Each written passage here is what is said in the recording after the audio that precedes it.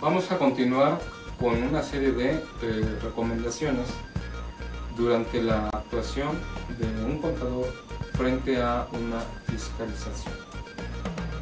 Como primer punto quiero comentarles que nosotros en el año a finales de 2003 tuvimos noticias de un oficio interno por parte del Servicio de Administración Tributaria, donde se giraban instrucciones precisamente a todos los órganos de auditoría, de recaudación y el área jurídica para perseguir penalmente a los contribuyentes, siempre y cuando se den algunas causas que son desconocidas muchas veces por las empresas.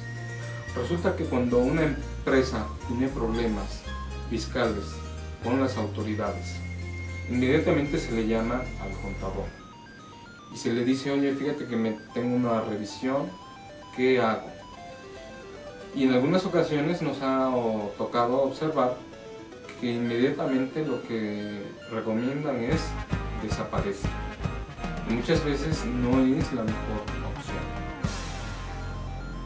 En algunos momentos se ha llegado incluso a hacer cambios de domicilio a lugares donde no son reales, y esto ya lleva implícito un problema legal. En una ocasión, alguien, durante nuestras exposiciones en los diversos cursos que hemos impartido a lo largo de la República, nos han señalado, nos han compartido algunas experiencias, y una de ellas fue precisamente que un contribuyente se cambió de domicilio a un terreno ejemplar. Y cuando lo van a localizar, pues, evidentemente allí pues, lo único que encontraron fueron pues, algunas vacas y unos que otros bueyes, ¿verdad? Pues evidentemente se trataba de una infracción de fraude. Entonces hay que ser muy cuidadosos con lo que nosotros recomendamos a las empresas donde trabajamos, las empresas que asesoramos, las empresas, a los estudiantes de las facultades también, porque esto puede tener repercusiones legales y no se da aviso a las autoridades, se le iba a proceder penalmente por el delito de falsedad de información ante las autoridades. Un ejemplo. Otro segundo ejemplo, estamos hablando cuando los contribuyentes resulta que se les embarga un bien que puede ser una computadora, que puede ser un automóvil, que puede ser cualquier bien que está en la negociación, puede ser un automóvil, puede ser otro tipo de bien. Entonces resulta que la autoridad regresa a requerirle la entrega de ese bien y entonces ya no está. Eso se traduce en la comisión de un delito que se le llama delito de depositario infiel. ¿Por qué? Porque la persona que recibe ese bien en embargo es una persona que está recibiendo ese bien en custodia. Entonces él es el responsable de la vigilancia de ese bien, que puede ser un bien embargado de manera preventiva o de manera definitiva y que va a pasar a ser a propiedad del fisco. Entonces hay que tener mucho cuidado con este asunto en particular. En el caso de un asunto que tuvimos en alguna parte de la República, resulta que se llegó a requerir de pago a una casa habitación de un contribuyente, lo atendió un familiar, ese familiar firmó la diligencia y entonces no sabía lo que estaba firmando. El ejecutor había designado un bien en embargo, un bien que ya no existía, un bien que incluso ya estaba en desecho o que ya había sido vendido, era un bien inexistente. Pero la persona que atiende la diligencia cuando firma está aceptando los hechos. Posteriormente la autoridad regresa y dice: bueno, pues entrégame ese bien. ¿Pero cuál bien? Pues no está. Bueno, pues entonces hay una negativa por parte de esta persona y la autoridad pues presume que se está ocultando o que se dispuso de ese bien sin pertenecerle, ¿verdad? Entonces hay que tener mucho cuidado y ser muy cautelosos con los documentos que se están firmando. Posteriormente, bueno, pues se siguió una causa penal en contra de esta persona, se pudo demostrar que ese bien incluso no era existente, también se demostró que el ejecutor fue quien designó el bien en embargo. Recuerden ustedes que el Código Fiscal de la Federación nos dice que cuando hay una acción de embargo, primero el que tiene derecho a designar los bienes, ¿quién es? El particular. Y solamente mediante la negativa, entonces el derecho pasa al funcionario para designar los bienes. Entonces, tenemos que tener mucho cuidado con los documentos que nosotros estamos firmando. Otro punto en el que queremos insistir mucho es en dejar de ofrecer dádivas a los funcionarios para que nos resuelvan nuestros problemas. ¿Por qué? Porque nos hemos enterado de algunos asuntos donde se le solicitó a la empresa una cantidad que supuestamente se iba a dar como dádiva, ¿verdad?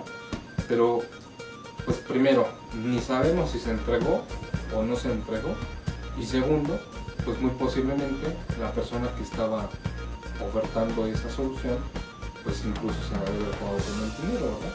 Entonces, aquí lo recomendable es no andar haciendo caso a ese tipo de ofrecimientos, que son ofrecimientos baratos. Tercero, tendremos que hacer una recomendación también muy puntual para los contadores, que dejen de estar representando a las empresas. Muchas veces ellos aceptan o ser socios, o aceptan ser administradores únicos, o aceptan ser miembros del consejo de administración. Y esto no es lo delicado. Lo delicado no es aceptar ese tipo de cargos. Lo delicado es cuando se acepta representar a empresas que tienen problemas con el fisco. ¿Por qué? Porque se le puede llegar a imputar alguna responsabilidad sin siquiera tenerla. De repente el contador dice, pues es que yo nada más me encargaba del pago de los impuestos, o yo nada más firmaba las declaraciones. Hay que tener mucho cuidado. No ser miembros de consejos de administración, que son los órganos de dirección, o no aceptar ser administrador único. ¿Por qué? Porque estos dos son los que tienen los órganos de dirección, son los que tienen la toma de las decisiones. Entonces, a quien se le va a juzgar en primera instancia es precisamente a estos funcionarios de empresas. De ahí lo delicado, de ahí lo riesgoso de patentar estos puestos en las empresas.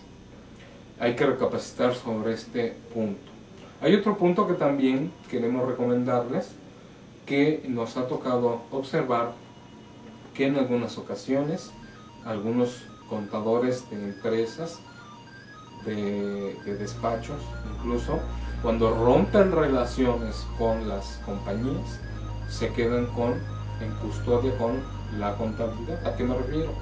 Pues que por motivo de venganza, por motivo de que no le pagaron sus honorarios, entonces toman la determinación de quedarse con los papeles de las compañías, toman la determinación de quedarse con las declaraciones, las destruyen, la contabilidad, etcétera, etcétera. Entonces ahí va la recomendación para los empresarios.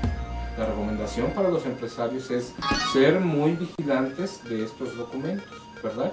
Porque estos documentos son muy importantes para la compañía. Ahí es donde nosotros estamos sustentando toda la contabilidad, todas las operaciones económicas de las empresas. Quiero platicarles de una experiencia de una persona que nos habla y nos dice, oye, resulta que salió en el periódico que estaba en remate mi propiedad. Si bien es cierto que yo tuve una revisión por parte de las autoridades estatales en materia fiscal, la realidad es que dejé de atender este asunto, pero resulta que ahora me vengo a enterar por medio del periódico local de que está en remate mi propiedad. ¿Qué hago? Pues inmediatamente lo que hicimos fue ir y promover una una demanda en el tribunal precisamente para conseguir la suspensión del procedimiento de remate de la propiedad de esta persona. Entonces, con este punto nos deja varias reflexiones. Una de ellas es que invariablemente lo que hizo esta persona fue cerrar siempre la puerta a toda actuación de las autoridades. Se negaba a recibir todo tipo de notificaciones. Entonces recuerden ustedes que nos establece el Código Fiscal de la Federación que hay ciertas directrices para las notificaciones y que no por el hecho de cerrar la puerta y que no por el hecho de no firmar el documento no quiere decir que tenga validez jurídica.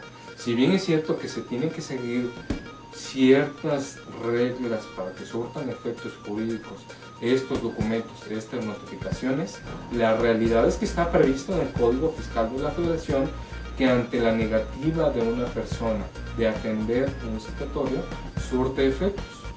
De ahí que tenemos previsto que las notificaciones se realicen por instructivo, cuando se pega en la puerta del particular, o por estrados, cuando se pega ahí en las oficinas de las autoridades, o incluso se llegan a publicar, ahora con la tecnología del internet, se llegan a publicar a través del Servicio de Administración Tributaria en su página. Entonces, hay que tener mucho cuidado. Incluso las diligencias se pueden atender con un tercero, se pueden atender incluso hasta con un vecino, siempre y cuando todas estas diligencias estén debidamente circunstanciadas. Entonces, lo que no sabía esta persona cuando dejó de atender estas notificaciones es que todos estos actos de autoridades iban a surtir efectos. Posteriormente tuvimos que ventilar este asunto en el tribunal, ya nos dan contestación de la demanda, nos ofrecen todos los documentos, los volvemos a impugnar y entonces ya tenemos una resolución favorable para que no le fuera rematada la propiedad de esta persona. Pero noten ustedes cómo él dejó crecer el asunto, lo dejó crecer, nunca le habló al abogado, sino que hasta ya cuando tenía el problema encima. Entonces, ahí tenemos que reflexionar cuál es nuestra participación cuando asesoramos a una persona que está en problemas y que no sabe qué hacer eventualmente. Siempre debemos de recordar que nosotros, de acuerdo con la Constitución, tenemos nuestra oportunidad de defensa. ¿Cómo? Pues haciendo valer los medios adecuados, como son en el tribunal presentar una demanda en contra de cualquier tipo de acto de autoridad. Ahora que están muy vigentes los embargos de cuentas bancarias, pues nada menos ha sido una actuación por parte de las autoridades frente a los particulares que dejan de recibir las notificaciones. ¿Qué quiere decir? Quiere decir que ahora las autoridades están haciendo el embargo precautorio de cuentas bancarias cuando no localizan a los contribuyentes.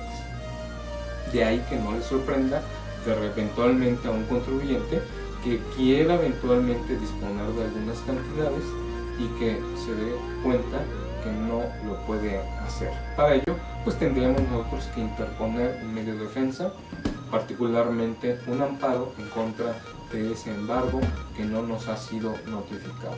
Bueno, pues también ya para terminar vamos a puntualizar dos partes muy interesantes. Uno, no usar los documentos falsos. ¿Qué quiere decir?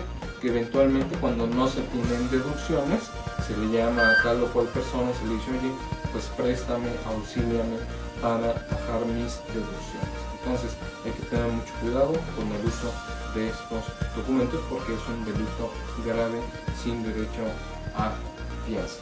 Y también tenemos que reflexionar de no abusar de los contribuyentes que tienen problemas fiscales.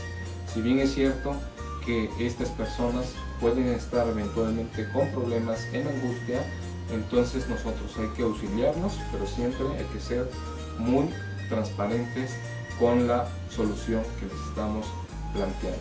¿Por qué? Porque nos hemos encontrado muchos casos donde se les quiere dar salidas fáciles y no se les auxilia en nada. Nos habla una persona de Baja California y nos dice, oye, ya tenía una auditoría, me llega una segunda auditoría. ¿Qué hago? Estoy desesperado, ¿qué puedo hacer? Bueno, pues ya se le plantean las posibles facilidades, las posibles soluciones, pero siempre con transparencia, no pretendiendo venderle una idea que sea poco factible, no pretendiendo ofertarle una solución que no sea